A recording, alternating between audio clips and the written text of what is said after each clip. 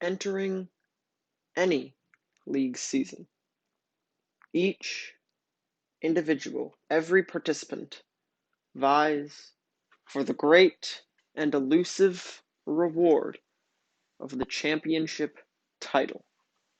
Such is the main goal of every season. However, there is another, while lesser, even more elusive reward. The reward of the undefeated regular season record. Discounting the Little Cup division of the APL, of which I do not really count, there are 48 coaches. Due to the duplicates with the Little Cup division, there are, I believe, if there are 7 duplicates, that means there should be around 53 coaches, but I don't really care because that's less of the story. You got me off track, Little Cup division. See, this is why you suck. But regardless, each team vies for such great prestige.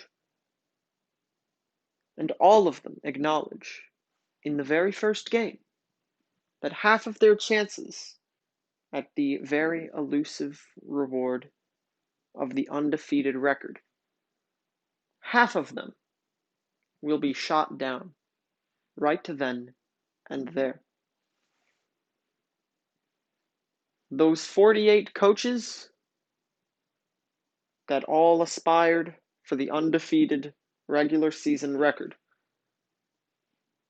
was whittled down to 24 within the first week. And I do not care to truly comprehend what the numbers got to successively. That's a little too much work for just this one little story.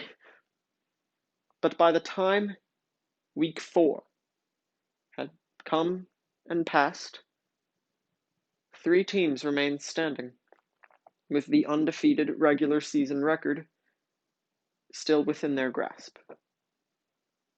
Nightblader from the Reggie Steele division, Jesse 504 from the Reggie Rock division, and Super Bad Cat, me, from the Reg Ice division.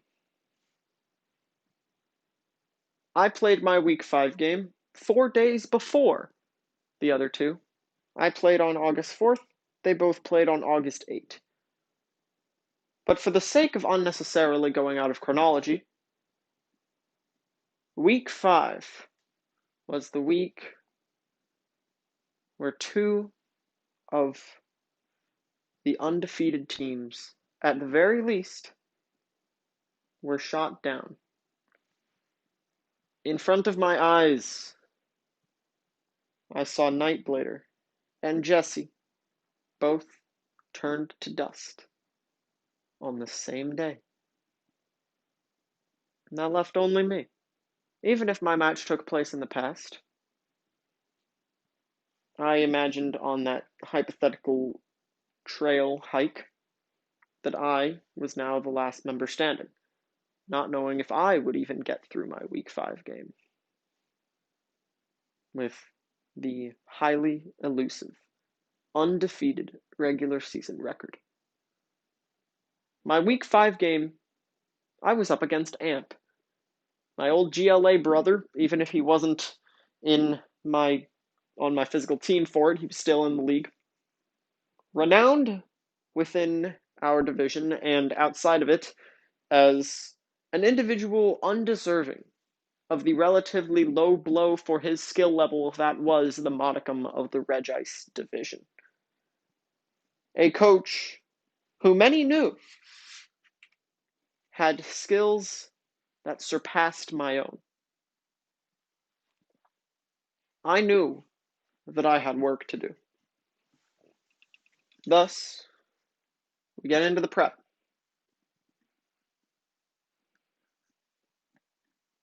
Stonehenge. The standard, because what is a Super Bad Cat team without abandoned ruin gross? Standard stuff. It's been a while since I played that game, so I don't exactly remember what it was meant to be hitting. I can come obtain such information. Amp's team, its newly updated nature, Ah, yes. I remember the great struggle with this. Ruin Gross was meant to completely decompile most of the defensive things of this team.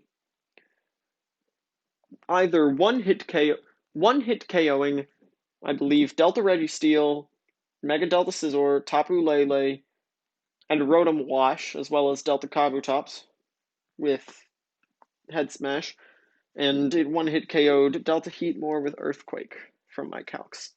It was additionally apparent that Rotom Wash's low HP in terms of its base stats left it one hit KO'd by Head Smash, a fact that I truly cherished. However, I knew I had a roadblock. I knew there was a fundamental roadblock in Delta Avalugg, whose sheer tankiness was capable of, avoiding a two-hit KO from even choice-banded Head Smash and recovering it off like nothing ever occurred. PP stalling me until I ran out, in which case Ruin Gross became significantly less threatening. That was a strategy that I feared throughout my entire prep. I remember the Mega Delta Scizor there. That's always a Pokemon that requires your respect in every sense of the word. So, I brought on physically defensive Mega Milotic. Somehow, my entire team has been unintentionally centered around this wall.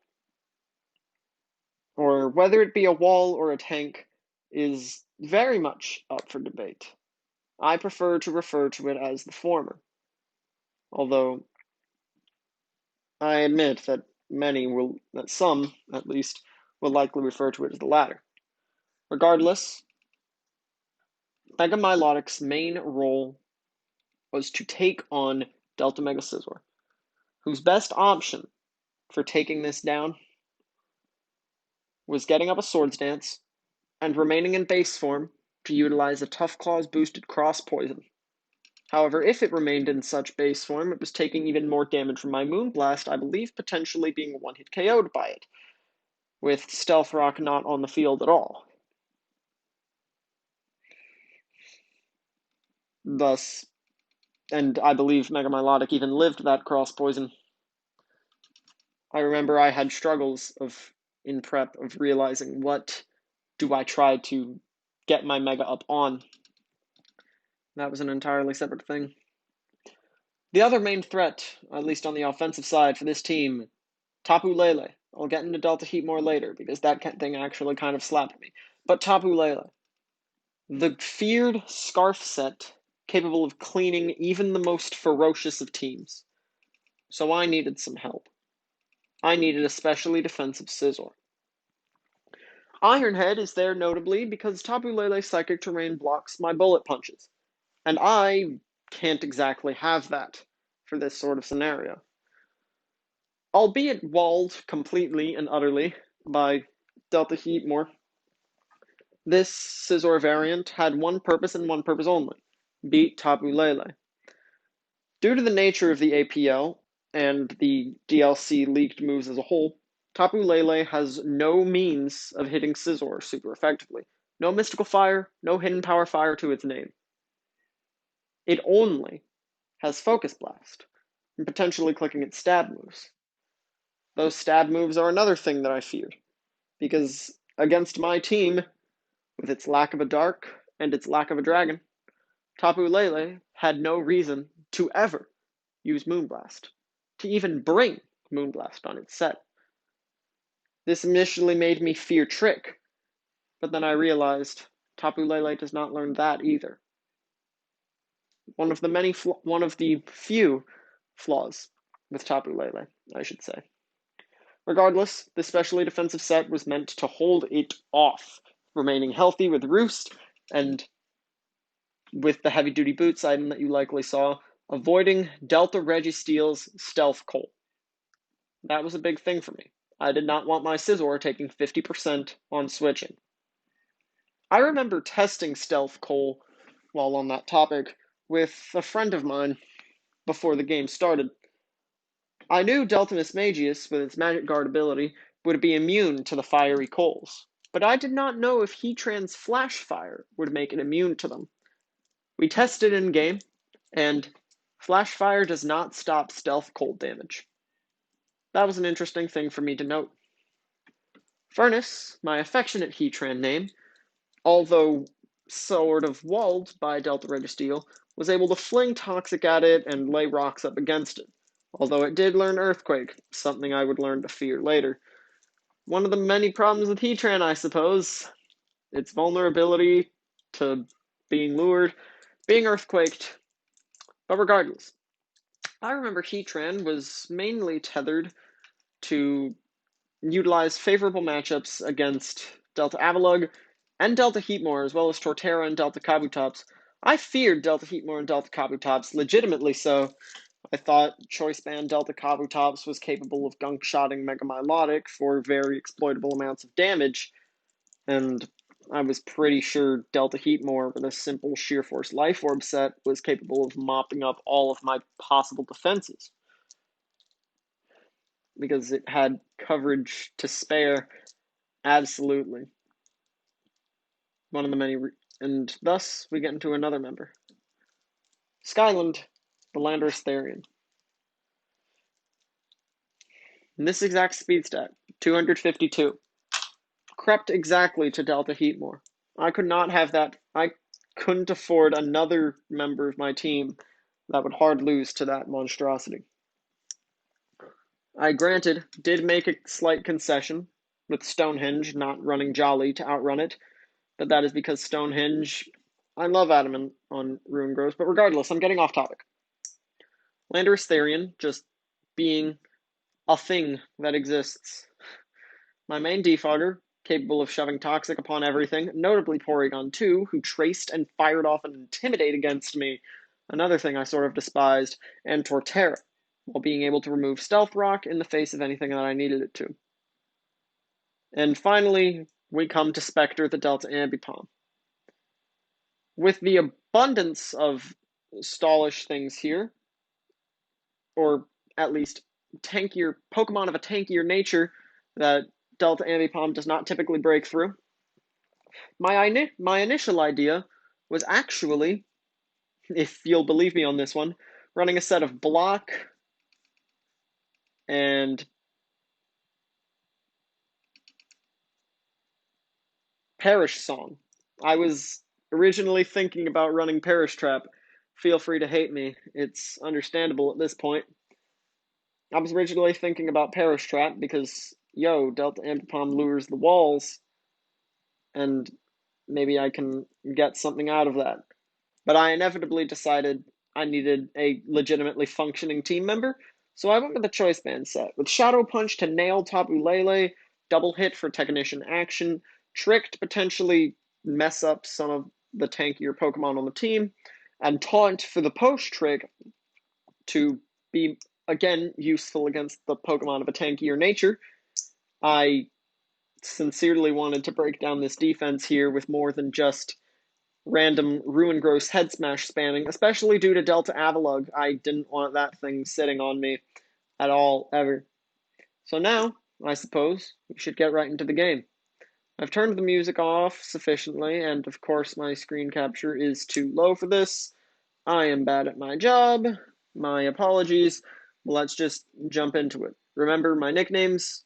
We've got Ruin Gross Stonehenge, Spectre Delta Ambipom. He ended up bringing Rotom Wash, Delta Scizor, Torterra, Tapu Lele, Delta Heatmor, and Delta Registeel, which, crucially, lacked Delta Avalugg. This means I definitely liked Ruin Gross coming in because I ran the math. It actually 2-hit KO'd Torterra with Woodhammer. I also remember my opponent saying, Jesus, fuck this team, fuck your team, says the one with the much better MU. No you! Ooh, another Meta 6, though. No. This was a warning for my entire season. If this thing isn't the kill leader by the end of the season, you've done something wrong, cat. Now, I have an even more elusive honor to win. But I don't need to get into that. It's God tier poke, Rockhead's retarded. Mr. Palm Tree won. And we get into Spectre versus Rotom. I do not remember what I did in this replay. I did not review it prior to recording this because I do these things bleh. So I apparently just went for the punch because he could actually resist double hit with double heat more, and I wanted to give as few switch-ins to that as possible. So I kind of just went for the punch, and I did 65. I don't remember what I entailed the set from that being, but with Volt Switch doing 37, and then him going Torterra. Also, legitimately nice nickname. I definitely enjoy that. Pangea. Let's go. Bread obtained. So I went into Landorus Therian to fire off an Intimidate, start being able to defog his rocks, fire off a Toxic, see what's poppin', and yep, the rocks go up. I miss my Toxic as he nails a Leech Seed. I do not really like this duress, so as he goes Delta Scizor, I actually U-turned on it, and I'm like, okay, Heatran.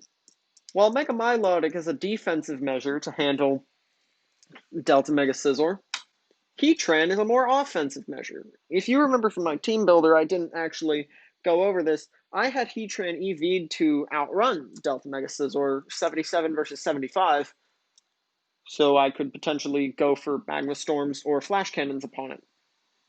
However, with this sort of matchup, I predicted that Delta Registeel would come in, understandably, and I Toxic it, crucially, which is something I enjoyed.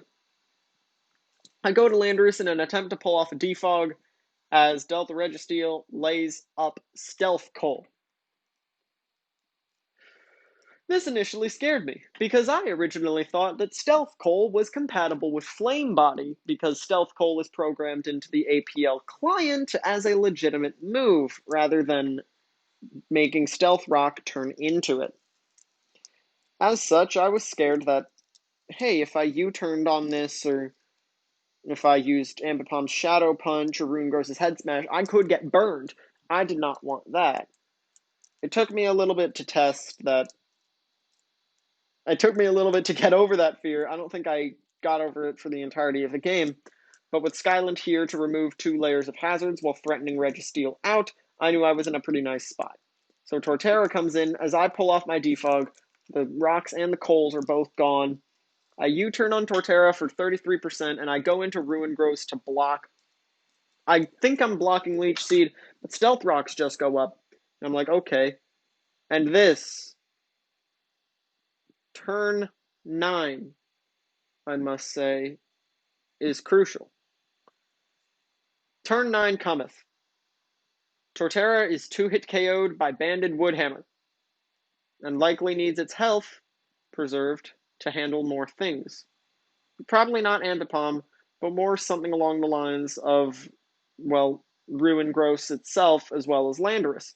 He probably has figured out by this point that my 4th move is Earthquake, because what is a Landorus Therian without a ground move? I mean, I can't exactly say Earthquake, because I ran Specs Landorus Therian just the past week, if I remember correctly. Yeah, it was week 4. It was week 4. So he was pretty sure it was Earthquake, especially by that U-turn damage. I decided, okay, Delta Heatmore's coming in here.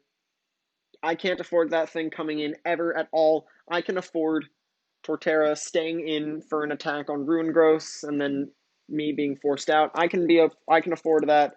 The reward is too great for me to not Earthquake here. Delta Heatmore comes in, and it gets quaked into the dirt. With that fundamental piece of offense broken, my team breathes another gigantic sigh of relief, the first coming from Delta Avalug's absence. It's Nunk. We have Stonehenge.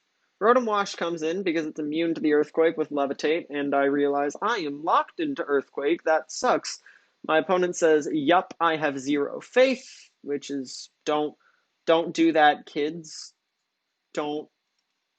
Super bad cat tips to be good at Mons. Assume every matchup, treat every matchup like it's even if it isn't. Whether you're on the plus or minus side of that. So I send in Skyland only to get Wisped, so my recovery's not there anymore.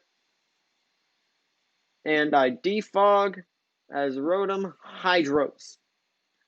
And now my removal is gone, which admittedly kind of sucks. although I'm pretty sure I can handle it with Ruin Gross in pristine shape, Scizor with boots, Heatran in pristine shape, Spectre, I don't really care about Ambipom's health that much. But regardless, I think now I can either... Oh, wait, I think I remember what I do here, because this was a stage in the game, turn 11, at which I was still fearing Flame Body on Delta Registeel. So rather than going for double hit, I'm pretty sure I just went for the punch.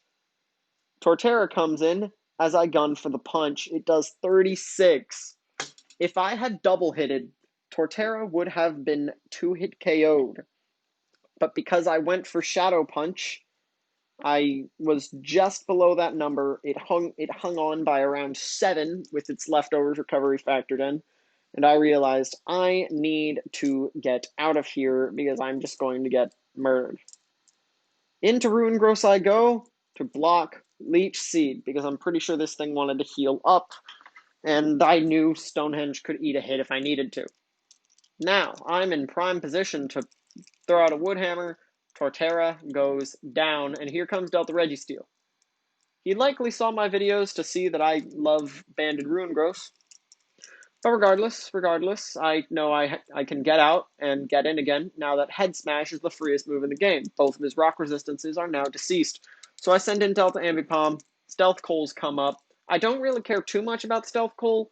Admittedly, they chip into Heatran and Stonehenge a little bit. And Milotic, it resists the move. While Spectre doesn't really care about its own health, and Scizor has the boots. So I double hit for 25 and 23. And with Stonehenge doing that much, I immediately know that that is Foundry. So it wasn't just luck that I'm not getting the... It wasn't just luck that I wasn't getting burned by Flame Body, which is crucial for me. With the score being 4-4, I decide to send in Ruin Gross and just, yeah, let's make this 4-3, shall we? Not wanting to risk... Oh, yeah, he goes Rotom Wash. I don't risk anything, or I risk a miss, but I don't risk a Rotom Wash switch. I gun for a Head Smash. Hacker the Rotom Wash is down. Now that Tapu Lele is in, I'm like Scizor, Scizor, Scizor, Scizor, Scizor. I get Focus Blasted for 35. One of the many benefits of specially defensive Scizor like this. I roost up.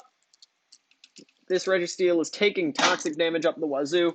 I get my U-turn off, go into Heatran, don't want to get fire moved. He goes for recover. I have nothing to hit this for Delta Registeel even neutrally. The best I do is can lay up Stealth Rock, but I decide instead to chip it down with Magma Storm, as I got Quaked for 71. That's a defensive Delta Registeel, which I was pretty sure was coming anyway. It's getting hurt by a lot of residual damage. I gun for Flash Cannon Chip. He's recovering a lot. I'm getting my leftovers recovery, but it doesn't really matter. I'm just trying to do damage here. I Flash Cannon for another piece of 11 as I get Quaked for 36. Furnace goes down. It's 3-3, and Delta Registeel is at 5% health. Stealth Coal, Stonehenge, Recover, Earthquake.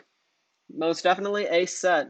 I send in Milotic to pop my Mega Evolution and immediately go for the Flip Turn. And then I wonder, who do I Flip Turn into? Stonehenge or Scizor? And then I realize this. If I go Stonehenge, if Scizor's coming in, I have to go Milotic again. If Tapu Lele comes in, I go to my appropriate counter. Yada, yada, yada, yada, yada. But I don't think I chanced everything. I think I just went Scizor. Yeah, I just went Scizor. I could avoid the Coals. Tapu Lele came in. Tries to set up a Calm Mind as I yeet out my Iron Head for 98%. What a god. Hexbug eats that Focus Blast up as I U-turn into Mega Milotic. Now here comes Stainless Steel, or Stainless something.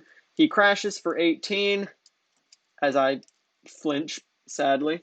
But Icicle crashes again for 21%. Prism Guard damage puts him in range of Moonblast, and that is the game. I apologize for my team because even my mod, you should be XD like you.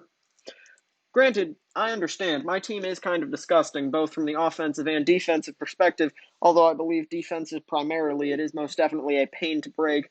I would not be surprised if that Mega Delta Scizor set was Swords Dance, Close Combat, Icicle Crash, And Ishard, he was trying to get out of the situation with repeated Icicle Crash flinches, which was about all he could gun for. And admittedly, with Scizor that low, if he got all those Icicle Crash flinches, he kind of straight up won the game. But with the Icicle Crashes doing around 20, he would have to chain about 5 of them, and he'd be taking Prism Guard recoil. Because Mega Milotic, look at her. She's a Mon. So that leaves me with a 5-0 record. I do not remember what my differential was in the aftermath of that game. But yeah, admittedly, spoilers, you all were on this page. You saw Week 5 versus Super Bad Cat, Amp loses. But now, my Week 6 game, and the very same person who tells me that Ruingross must be the kill leader is my next opponent. I should not be on this page right now. Y'all are going to get spoilers out of it, you little nerds. Yes, I've started my Nikki prep. I know what's there, but I've deleted it because I don't want him watching this video and being a butt cheek. So, double Week 6. Let's just move off that page real fast. Oh, wait, no, I can't go to that page either. No. What am I doing? But yes, we have Devil. Thank you, APL. This building tool is really nice. It's very helpful, extremely helpful. And let's just get into the team builder, shall we? Bold, Mega Milotic, bum, ba-dum, bum, bum, bum, bum. What else is there to do with Mega Milotic apart from wall things and kill things? Usually the former, and secondarily the latter. This week, the thing that gets walled by Mega Milotic is Delta Mime Meloetta. Not even Mega Donphan, I got 2-hit KO'd by Power Whip, but Delta Mime Meloetta, as well as Scalding Mega Donphan and Moonblasting Latios, but that's an entirely separate point. Latios barely even 2-hit KOs with Thunderbolt, and I don't think it even does. Don't really care about the calcs, though. Regardless, Moonblast, Recover, Scald, Flip Turn. Those last 2 moves were admittedly last-minute additions. I didn't really know or care. But when I realized Scald had use against Mega Donphan, I'm like, ooh, yeah, okay, let's utilize this. At Nunk, speaking of Mega Donphan, we have to talk about one part of my team that kind of sucks. Because I have 2 grasses, neither of which resist ground with their rock and poison typings. I have a bug, which doesn't resist ground with its half steel typing. And with Mega Donphan's Irrelevant ability, as well as its access to Ice Shard, Landorus Therian is effectively neutralized.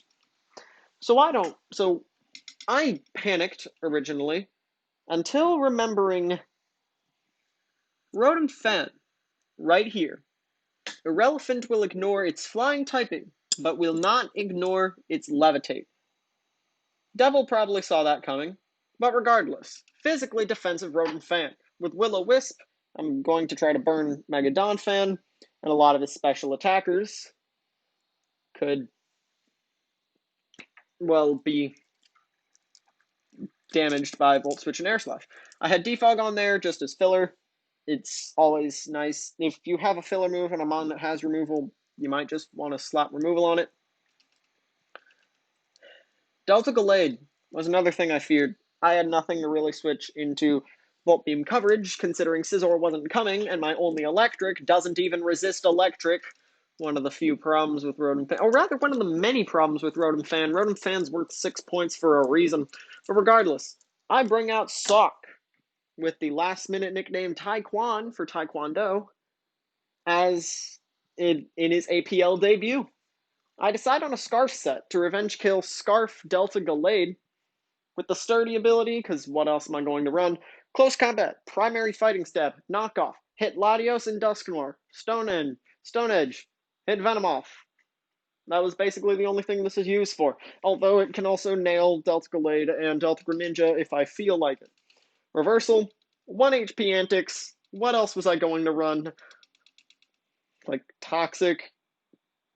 Not really. And Sock kind of just was there to output damage. And now we get into Stonehenge, aka Forgive Me, Father, for I have sinned, aka A ruin gross without a choice band. I know, it's criminal. There's no volt switch, there's rock polish, there's no choice band, it's Lumberry. Super bad cat, what are you doing with your existence? You're such a nerd, you're such a dweeb. Your elbows aren't hot at all. Outclassed. But I had my reasons. Ruin Gross specializes in breaking open walls. This team doesn't really have many, or frankly, any walls. Banded Ruingross's talents are not exactly that needed when my main fear is not getting hard-walled by Delta Avalog, but rather being prankster burned by Delta Greninja. That was my issue. As such, I had Lumberry to avoid the burn, and, well, 3 attacks was basically all I needed to slaughter the entire team, because even without Choice Band, Ruin Gross outputs damage. My ideal plan was to get a Rock Polish up before Delta Gren came in, and then to immediately heal off Will-O-Wisp and head smashes into the dirt. My Wood Hammers were powerful enough to take on Donphan and Blastoise, so I wasn't exactly scared about the extra power. And Earthquake was kind of just there for Stack Attacka, although if I needed a 100% accurate move for something like Delta Gallade or Delta Greninja, that was also completely serviceable. Heatran! This team doesn't like Heatran, so click fire moves. His only resists are Blastoise and Latios. Click fire moves, although for some reason I didn't run Scarf. This was because I essentially already had 2 choice mons, and I don't really like 3 choice mons in any team. So I just went Rocker, my standard stuff, Stealth Rock, Toxic, Magma Storm, Protect, but modest because damage. And now we get once again into Banded Delta Ambipom. You can probably tell by this point, I feared Delta Greninja's burns a heck of a lot. I really did not like Delta Greninja threatening to burn me. So I ran Facade on my normal type to potentially gain a bunch of power or have a contingency plan for if I was burned. Shadow Punch is obligatory, U-Turn is funky, and Drain Punch was to hit nail Stakataka. Now, welcome to Team Preview. Blastoise, Delta Gallade, Meloetta Delta Mine, Venomoth, Delta Greninja, Donphan. I get 5 pokes right. Venomoth is the only thing I get wrong, thinking Latios was going to come in that place. But first, I must tell yet another story. This game was scheduled for 5 p.m. EST on a Tuesday. And I did not know until the very same day that such a time would be spent with me in the car, driving to dinner. Granted, I wasn't the one driving, so I was like, okay, I can just sit in the back seat with my phone out and do this thing on mobile, provided the client isn't a bitch. The client proceeded to be a bitch. I loaded my team in, I went back and forth from Discord and the client, but every time I went onto Discord, I got disconnected from the client. The final time I went onto Discord because Devil, in this case my opponent, said, "Are you okay?" While I was sending him a challenge on the client, I went back to Discord to confirm that, yeah, I'm challenging you, I'm going to be okay. So I go back onto the client, I try to copy the text, and it all of a sudden doesn't work, while it had worked every time prior. I fuss around with it with my bad connection and relogging and everything, yada yada yada, for a bunch of time. We pass multiple different cell towers. My connection is doo-doo. My phone gets to low battery. It's on 20% now. And I finally get into the game. I finally get the challenge through. I see preview, and I somehow remember I see the preview, and I'm like, yes, we could finally do this now. I was briefly talking to my family members about it. They don't know anything about Mons. I wasn't trying to cheat by using other people. I'm sorry if my story is making you think that way. But right as I get in, I select Delta Ambipom as my lead, and I get forced out of the game, forced to reconnect. I'm like, okay, I'm done with this. I'm absolutely aggravated. I'm pissed off. But I memorized preview. I memorized the 6 Pokemon I saw.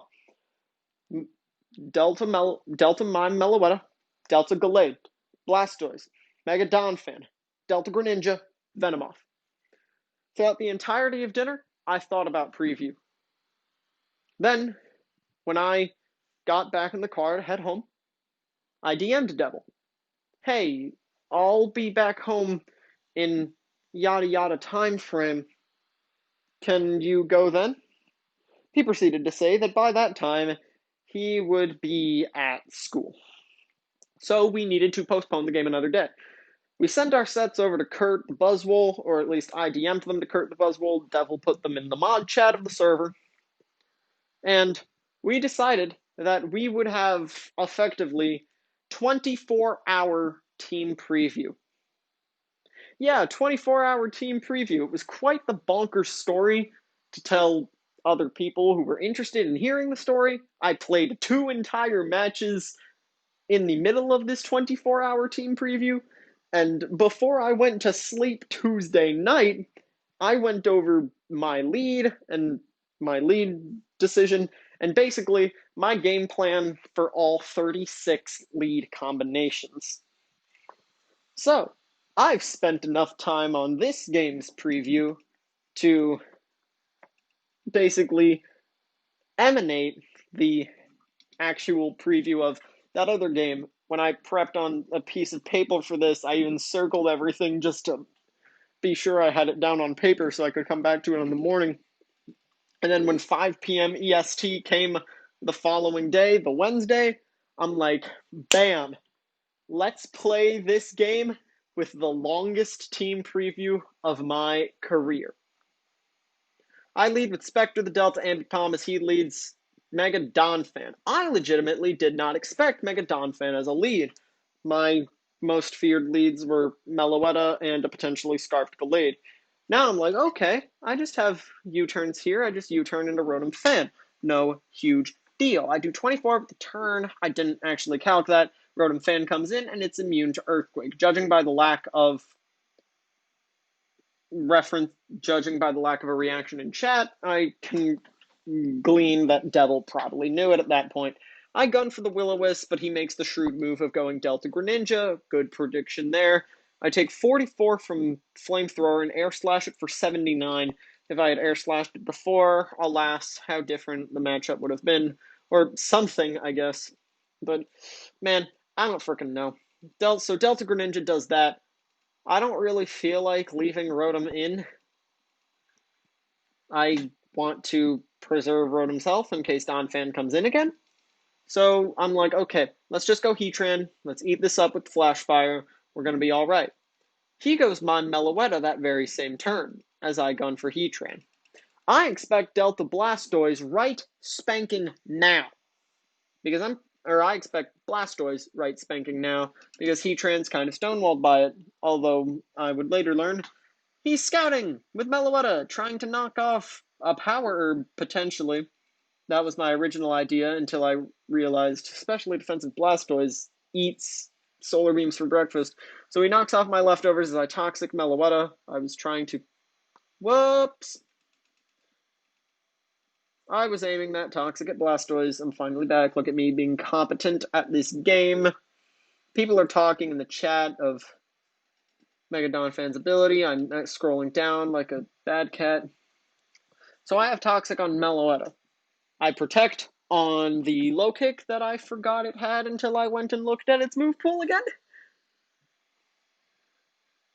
And now he goes Mega Donphan, and I am the Scare, so I go Milotic. Perfect! I really enjoy this, especially with how low Donphan's health is at this point.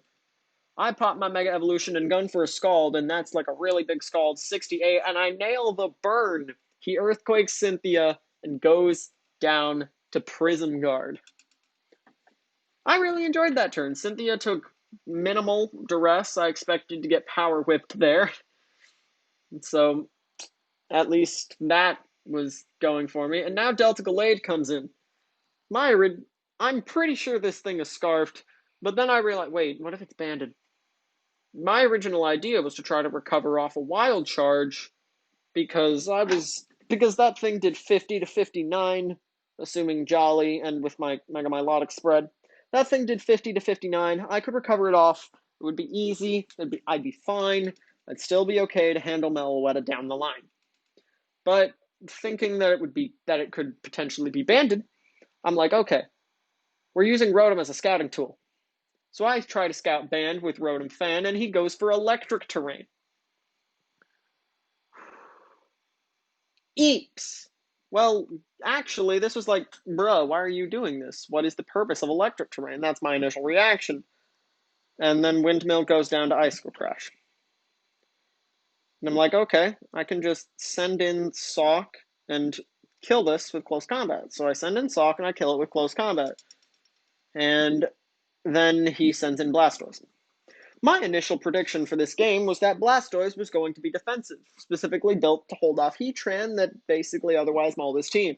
And especially once I saw Venomoth in preview, I was like, damn, Heatran can really buttfuck this team over if it's doing all right. It's at 60%, but that's beside the point. I decide, okay, I can let Sawk take a hit here. My end goal is for Ruin Grows clean anyway. I'm going to be okay. Let's just gun for the Close Combat. Close Combat does 66. That doesn't happen with max HP Blastoise. Close Combat can't hit that number without a crit.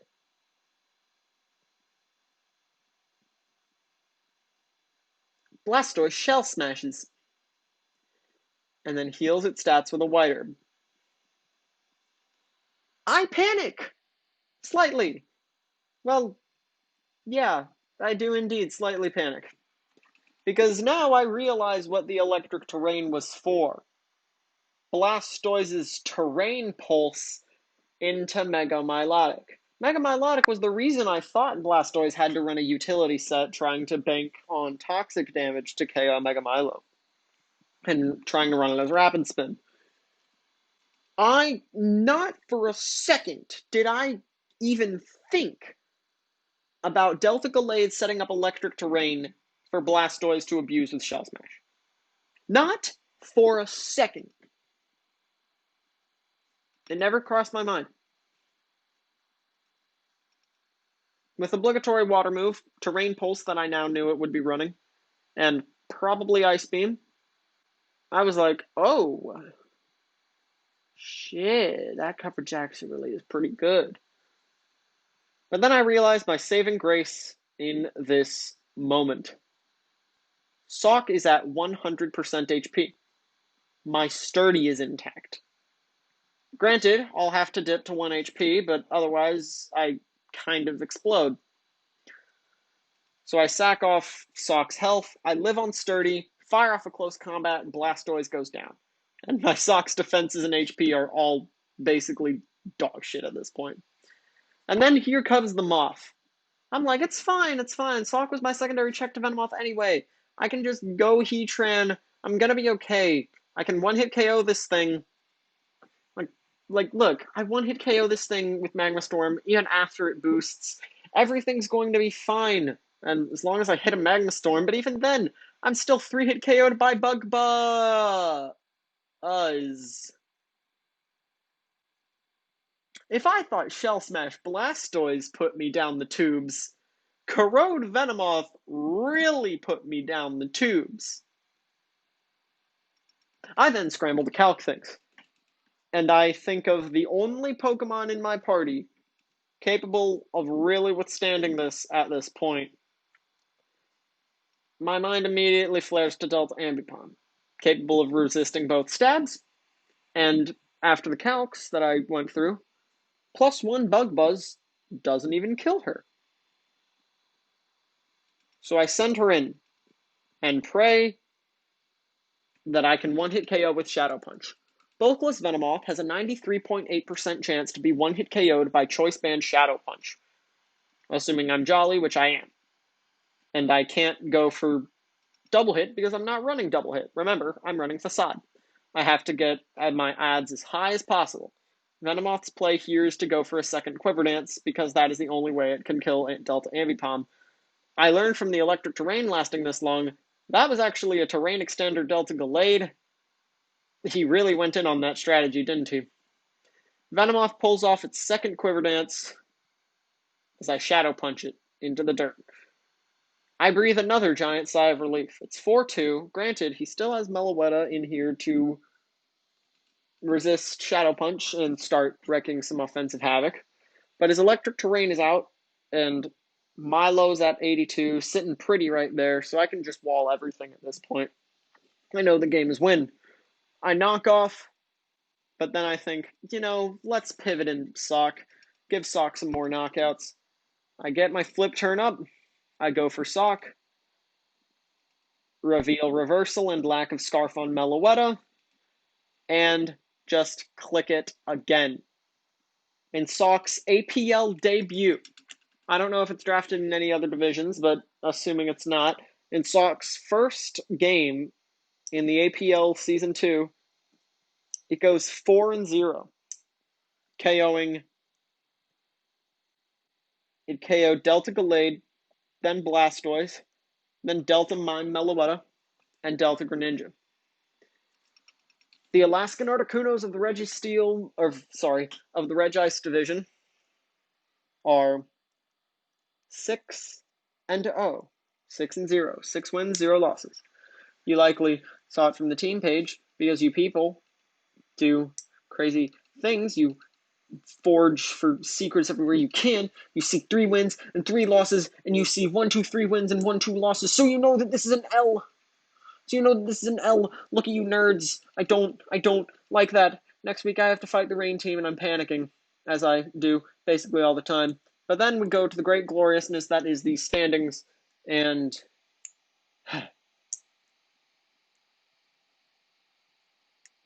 my apologies for bragging in this respect. Outside of the Little Cup division that I don't count because I forget its existence constantly, I am the last remaining undefeated team in the APL, which is an acronym for something I can only hope to know.